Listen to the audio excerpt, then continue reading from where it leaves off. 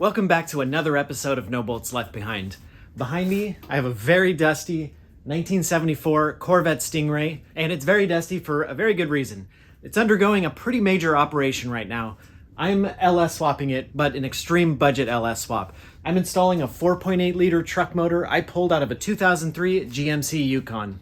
And today, I'm working on that. I have no idea if you can see the wiring harness, but that's what I'm working on.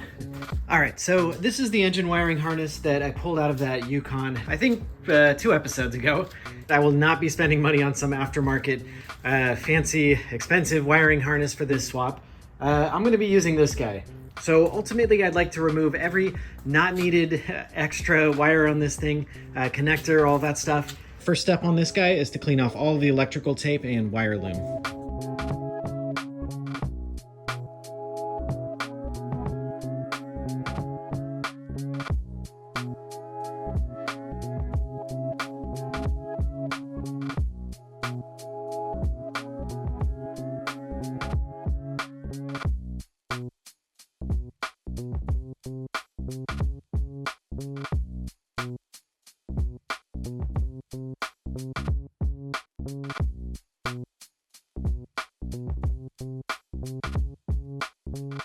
All right, I'm guessing that was either a very long time lapse or a very fast time lapse, or maybe both. I finally got this thing all stripped out, pretty much. There's still a little bit of electrical tape, but we'll eventually get all that stuff off here and just have this thing like full wired, spread out. In the meantime, I'm gonna try and start figuring out which wires I can eliminate. I have kind of a random YouTube video, and I have somebody's also random kind of like wire pinout list, so hopefully those are correct, and I guess we'll find out later because I won't know now. So fingers crossed, but LS1 swap stuff is all pretty well documented, so I'm not too worried. And yeah, let's get cutting and see what we can take out of this thing.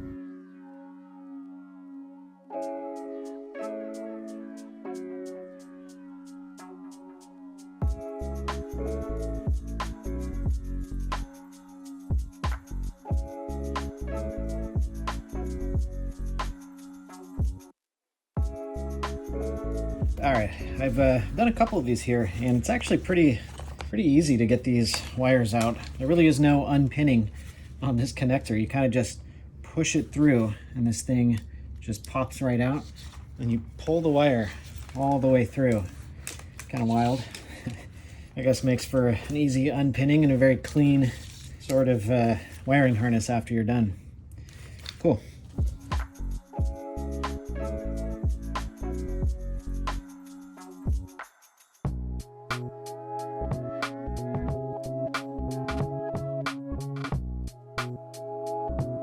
All right, so I got one of the 2 ECU plugs all stripped out, and it's looking a little bit thinner for sure, about that much thinner.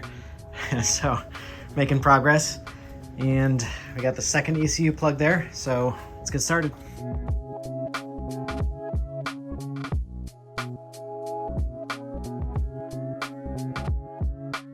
Cool, so I got the second ECU plug stripped out, so that's pretty much everything for the ECU.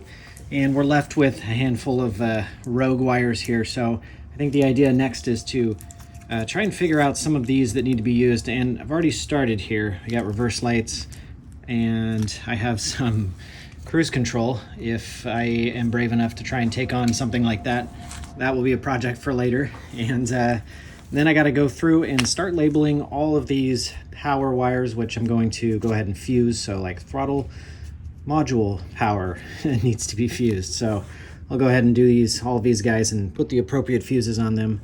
I don't know how I'll figure that out, but I'm hoping, and I'm pretty sure there's going to be a lot of wires I can strip out here, because so far I've only stripped out the wires that go straight to the ECU, but there's going to be a number of wires that go inside, that don't go to the ECU but kind of hang out inside this, you know, ground wires and I don't know, maybe voltage wires or something like that. So that might be the sort of the last thing I got to do before I can maybe start trying to stitch this back up and turn it back into a wiring harness again and less like a giant bowl of spaghetti.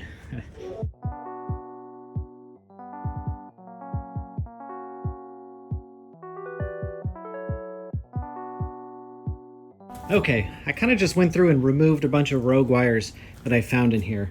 There were a lot of like clipped wires on one end and then another clipped wire. So I got rid of all of these, what were very obviously like extra wires. And it's starting to look like this is really just the stripped down wiring harness. When I was pulling this thing off the engine, I did myself a huge favor, and I actually marked, you know, all of these like throttle body and MAF connectors. So I'm very happy I did that, because it's now very clear which ones are important and which ones, like the air conditioning stuff and the evap stuff, were not needed. So I cut all of that stuff out, and it's actually really not so bad now, dare I say. It's looking pretty good. So I'm going to go ahead and start to reconstruct this wiring harness. And I think my strategy is going to be to basically just take each individual one and make them as long and individual as possible, meaning that I'm just going to start taping sections here until it meets a join, but I'm going to try and extract and branch out as much of this as possible and kind of get rid of all these like giant looms that used to be in here for now. That's only temporary. The reason is that in the truck, I remember that the ECU was on the driver's side somewhere, hanging out around here, and there was a giant loom going up the side to the intake manifold, and it looked totally ugly and I think won't fit underneath this hood. So I'm going to attempt to move the ECU over to the driver's side somewhere. I'm hoping it'll live right in there, because this was an ECU that lived in the engine bay, so I think that'll be safe. I'll definitely build some sort of enclosure or some protection or something, but since I have this empty area, I think that's going to be perfect for the ECU and the, I don't know, possibly the fuse block as well. I'll probably, yeah, it's most likely I'll put the fuse block over there. So I won't loom any of this. I'm going to get it all started, and I'm going to get everything all stretched out the best I can. That way, when it comes time to wire the engine, I'm just going to lay things as they naturally seem to want to lay. And then when I see like groups of wires, I'm just going to start, you know, bunching them up, and maybe we'll build kind of a custom harness. Yeah, I like this idea. I actually got a little worried when I pulled this whole thing apart. I thought I maybe had made a mistake, but I think this is actually going to work out pretty good.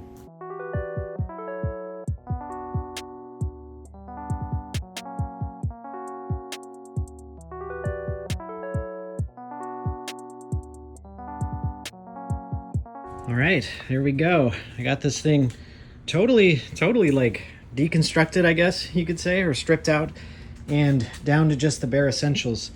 There's a little bit of mess still here because these are all of the, you know, like rogue wires here that I need to connect to various things. Basically wires that will integrate into the Corvette's current wiring harness. But everything else is kind of all stripped down to their full wires, to their individual like kind of wiring harnesses. So this is pretty cool. That means that I'll have everything kind of branching, or almost everything kind of branching off from the ECU and the fuse block, and I can kind of like remake my own custom wiring harness. And I think this is going to be really pretty clean when I get it done. So yeah, I got kind of carried away, but I'm glad I did, because I usually don't dig in this far on a wiring harness, but this one's going to look good. So I think that's it. I think what I'll do is I'll kind of coil these up and zip tie them so I have just sort of bunches of wiring harnesses, and the next time we deal with this thing will be when the engine's in and when I start unraveling these wires into the places that they're going to go. All right, so we're pretty close to getting this engine test fit and hopefully just fit. Hopefully there's no test fit involved. I can just drop it right in. And there's only a couple things I want to do before I get this guy in there. I think I'm going to try something different this time. I'm going to mount the computer into the engine bay back there in that little area, and I'm going to try and kind of like pre-wire the car before I put the engine in.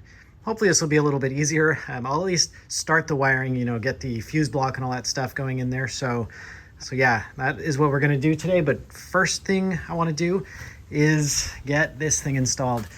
This is an air conditioning cover thing. My car was a factory air conditioning car. I removed that giant ugly thing from over here in the passenger side because I think it's going to interfere with the headers or the exhaust manifolds on my LS swap. So this thing is an air conditioning delete panel, but it still lets me keep my heat, which is important because it does actually get cold here in Southern California every so often. So I do want to keep the heat on the car. I think this thing's the key, and this will look a lot cleaner and give me plenty of room.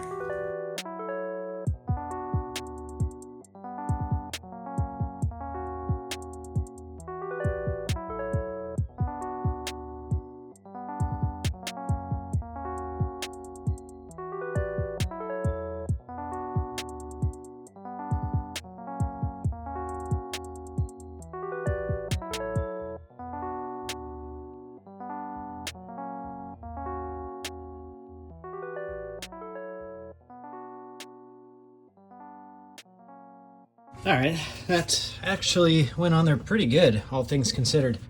Considering how old the car is and how custom this mount, whatever this cover is, not a lot of sealing to do. I don't know if there's supposed to be like a gasket probably around this thing, but I'm just gonna go ahead and hit it with some RTV around the outside and we'll call that good.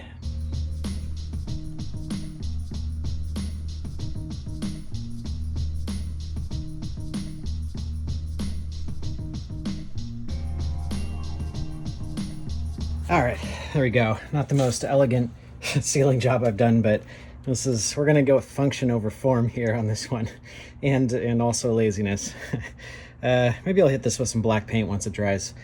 Okay, so on to the computer mounting location, and I'm kind of glad I actually got this in the mail in time because I was just gonna go ahead and put the computer in first because this kind of sticks out a little further than I thought.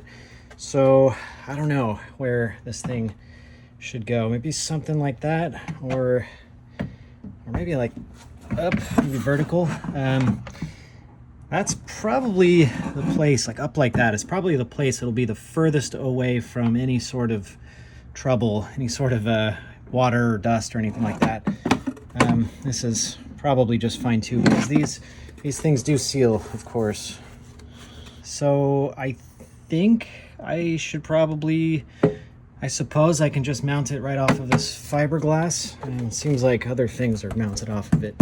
Seems fairly tough. I don't know if that will make it crack, but I wish there was some sort of, well, there is a mounting hole here, so I think something must have gone here. I don't think there are any other good options. Maybe I can put a bar across here and maybe tap into this bolt here just to give it some strength. Cool. All right, let's start templating, I guess, with some old cardboard and see what we come up with.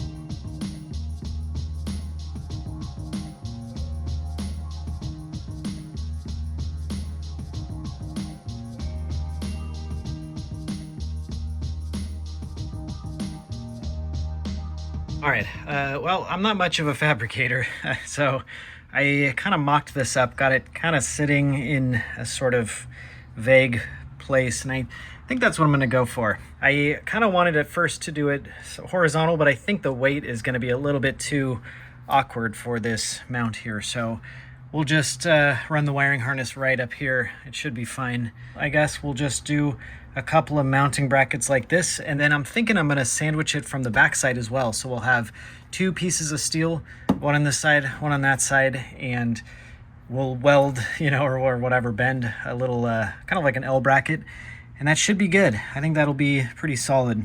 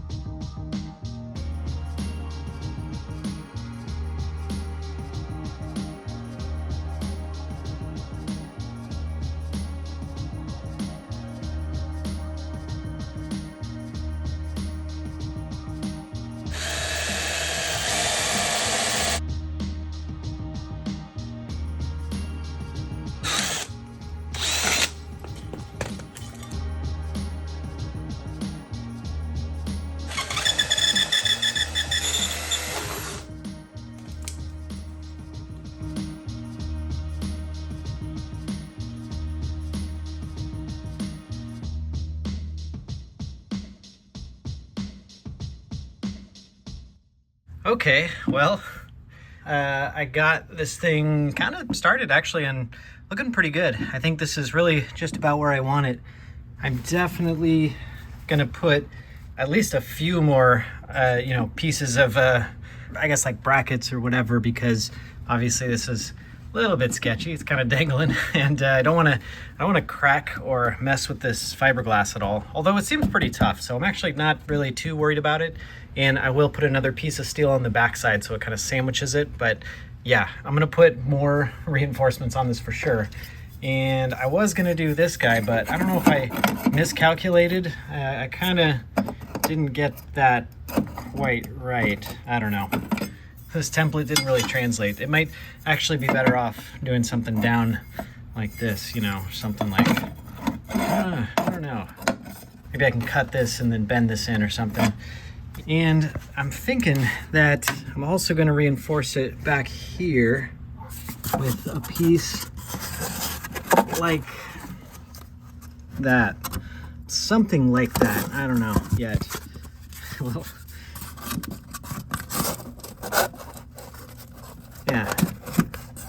I mean, if I can get it like that, if I can get some sort of bracketry like that, we might actually be in pretty good shape, but I'll probably have to cut that and then weld a flat plate because I don't know if I'll be able to bend something with this curve. It's probably going to be a little bit too hard.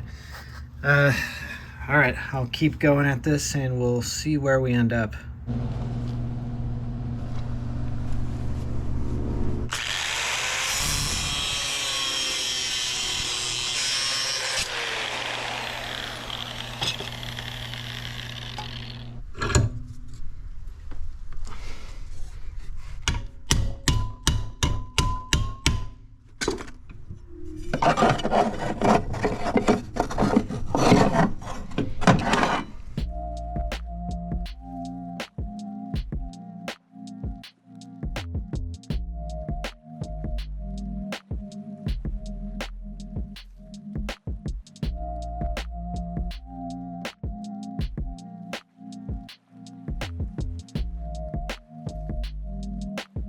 Okay, still gotta drill some holes in here, but this thing is looking actually pretty good. Definitely homemade looking with these giant pieces of steel, but I wanted to get a big footprint on the fiberglass fender, so I think I achieved that pretty well.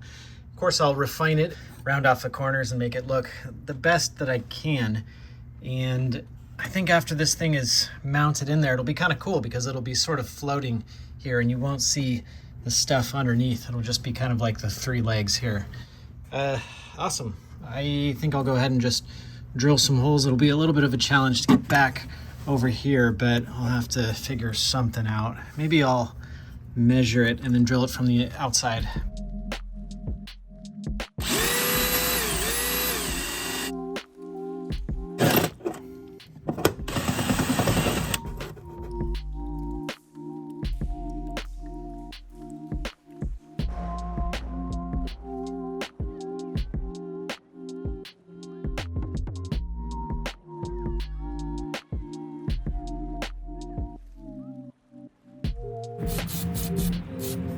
All right, so I think this RTV, it's definitely all dry now. And I was kind of looking at this thing and it's, I don't know if you can tell, but it's pretty shiny. It's kind of too nice actually. So I'm kind of thinking that I want to hit this with maybe some texture, like some truck bed liner. And this will blend in a little bit and it'll also take care of this ugly, you know, RTV seam around it. So I got some rough sandpaper. I think I'm gonna rough it up first. We'll hit it with some truck bed liner and then probably hit it with some black paint, the same stuff I used on the engine bay itself.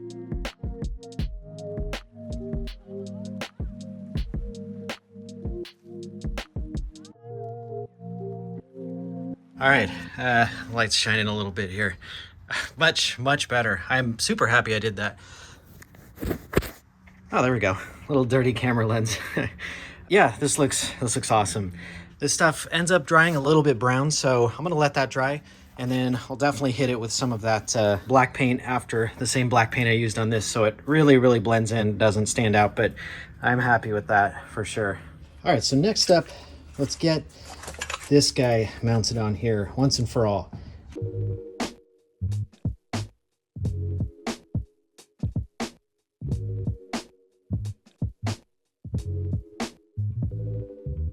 Sweet, there we go. This thing is mounted in there and it's solid. This is like definitely not going anywhere. And you know, actually these mounts too are like, if you're not really down in the engine bay, they're not really that obvious. So I think this is actually going to be a pretty clean sort of setup. So I'm actually pretty happy about this. This came out pretty good for being as kind of like hacky as it is. It really worked out pretty well. I'm sure there's going to be some Corvette guys that are upset that I drilled into this, you know, whatever, this original fender well here, but there's already holes drilled and all that stuff is fixable. You know, just get some fiberglass filler or something like that. You'll never know. So yeah, I like it. I think the last step here is to just cut off the ends of these bolts, and I'm going to paint everything black, and hopefully this thing will just blend right in.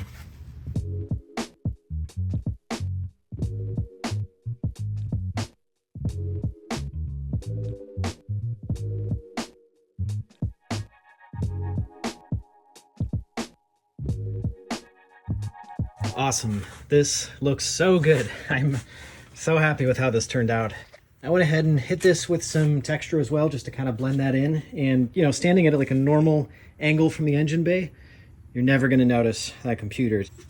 The coolest part about using this factory mount is that I can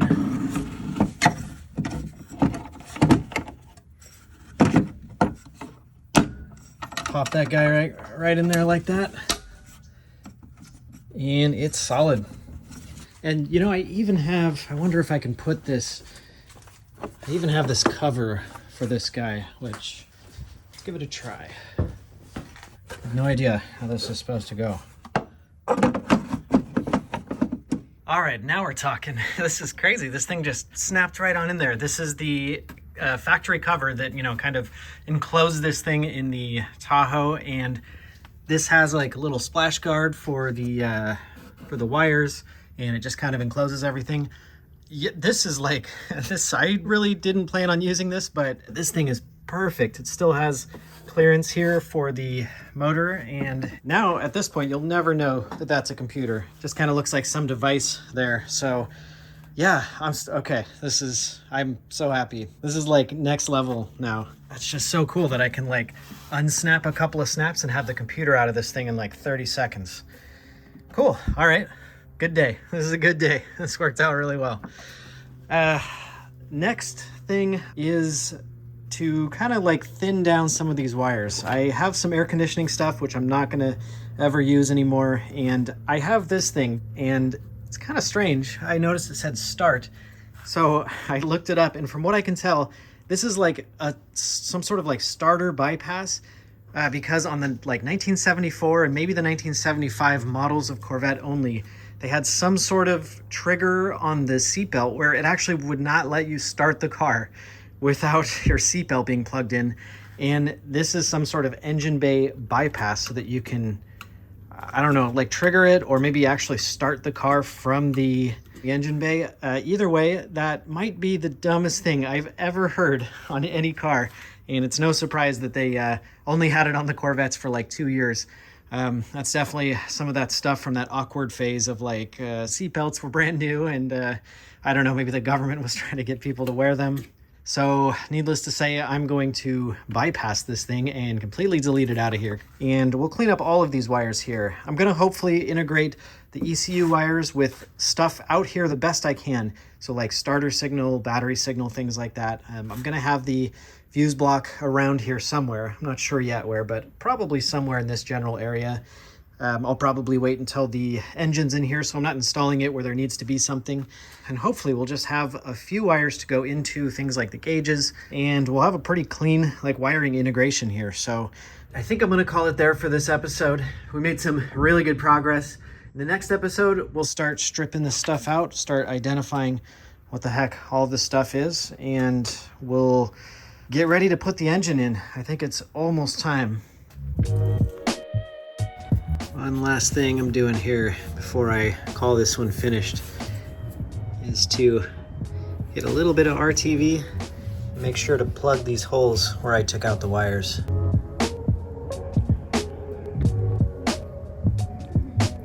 There we go.